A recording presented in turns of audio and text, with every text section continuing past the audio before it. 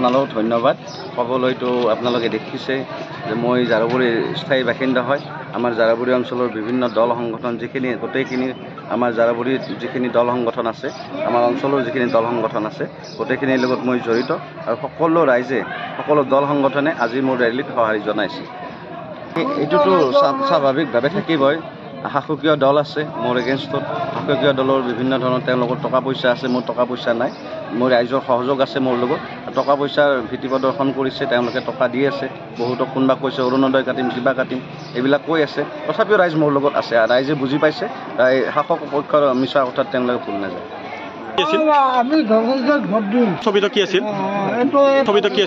মোৰ নাম ধনঞ্জয় দাস। মই দমকলৰ ছবিত আঞ্চলিক সদস্য পদত প্ৰতিদ্বন্দ্বিতা আগবঢ়াইছোঁ। সেয়েহে মোৰ ৰাইজক অনুৰোধ জনাইছোঁ দমকলৰ ছবিত ভোট দি যাতে মোক জয়যুক্ত কৰে।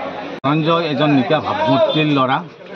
ৰাইজে ৰাইজৰ বিপুল দাবীত তেওঁ ইলেকশ্যন খেলাইছে কাউন্সিলাৰ, আৰু তেখেতৰ যিটো সঁহাৰি আমি দেখা পালোঁ আজি, তেখেত জিতাটো ফাইনেল কাউন্সিলৰৰ। ছবিটো দমকল মই সৰুকালৰ পৰা পাইছোঁ।